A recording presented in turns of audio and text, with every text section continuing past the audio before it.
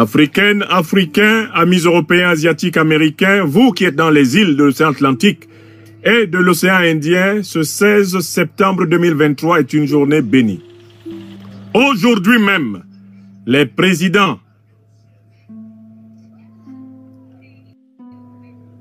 Ibrahim Traoré du Burkina Faso, Assimi Goïta du Mali, Abdourahmane Tiani du Niger viennent de signer la charte du Liptako Gourma et de fonder l'Alliance des États du Sahel, AES.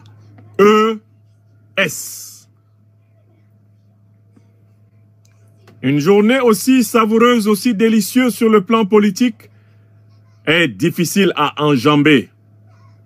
Le goût de ça était tellement touchant que je me suis aussitôt plongé dans le texte de la charte du Liptako Gourma. J'ai dévoré, mastiqué, assimilé les 17 articles de la charte et je me suis promis, avant de me confier à la nuit, d'en donner une interprétation pour l'Afrique des libertés.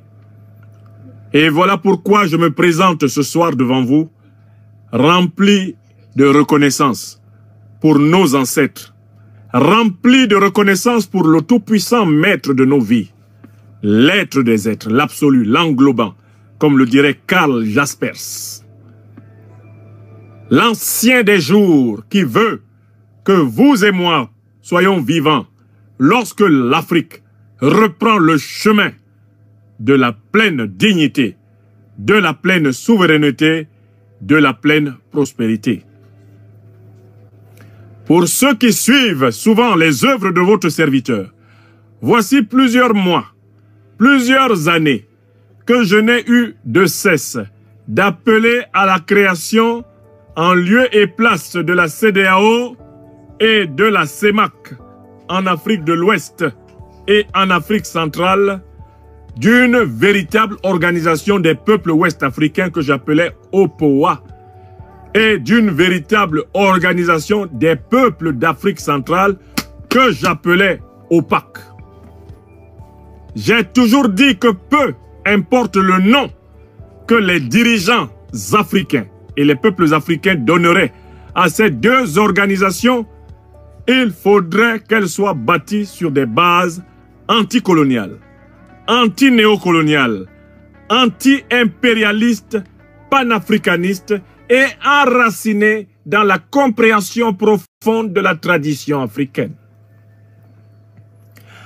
Pas plus tard que ce matin, du samedi 16 septembre 2023, je délivrais une conférence dans laquelle je disais que Patrice Talon sera talonné jusqu'à son étalement.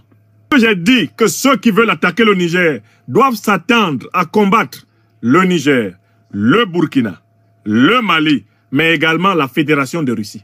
Est-ce que j'ai dit ça aujourd'hui? Oui ou non? Eh bien, aujourd'hui n'est pas encore couché.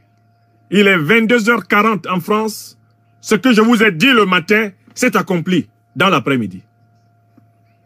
Je vous le jure sur ma propre vie, sur mes propres ancêtres. Je vous le jure sur les enfants que le Tout-Puissant m'a accordés. Je n'avais aucune connaissance. Je n'avais aucun accès aux décisions que devaient prendre aujourd'hui les dirigeants du Mali, du Burkina et du Niger. Seul par la présente charte, dénommée charte du Liptako Gourma, les parties contractantes instituent entre elles l'Alliance des États du Sahel, en abrégé AES. Article 2. L'objectif visé par la charte est d'établir une architecture de défense collective et d'assistance mutuelle aux parties contractantes. Article 3. Les parties contractantes mettront en place ultérieurement les organes nécessaires au fonctionnement et mécanismes subséquents de l'Alliance et définiront les modalités de son fonctionnement. Article 4. Les parties contractantes s'engagent à lutter contre le terrorisme sous toutes ses formes et la criminalité en bande organisée dans l'espace commun de l'Alliance. Article 5. Les parties contractantes œuvreront en outre à la prévention, la gestion et au règlement de toute rébellion armée ou autre menace portant atteinte à l'intégrité du territoire et à la souveraineté de chacun des pays membres de l'Alliance, en privilégiant les voies pacifiques et diplomatiques et en cas de nécessité à user de la force pour faire face aux situations de rupture de la paix et de la stabilité. Article 6. Toute atteinte à la souveraineté et à l'intégrité territoriale d'une ou plusieurs parties contractantes sera considérée comme une agression contre les autres parties et engagera un devoir d'assistance et de secours de toutes les parties, de manière individuelle ou collective, y compris l'emploi de la force armée, pour rétablir et assurer la sécurité au sein de l'espace couvert par l'Alliance. Article 7. L'agression, telle qu'évoquée à l'article 6, comprend également toute attaque contre les forces de défense et de sécurité de l'une ou plusieurs parties contractantes, y compris lorsque celles-ci sont déployées à titre national sur un théâtre d'opération en dehors de l'espace de l'Alliance. Toute attaque et en tout lieu contre les navires et aéronefs de l'une ou plusieurs parties.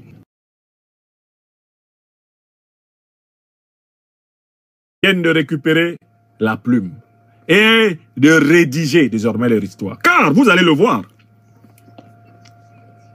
la charte du Liptako Gourma instituant l'Alliance des États du Sahel est entièrement l'expression de la volonté des Africains. Il n'y a pas quelqu'un d'autre derrière. Il n'y a pas le nom de quelqu'un d'autre derrière. Personne d'autre n'a tenu la plume, si ce ne sont les chefs de la diplomatie du Mali, du Burkina Faso et du Niger. Personne d'autre n'a signé la charte, si ce ne sont les chefs des États.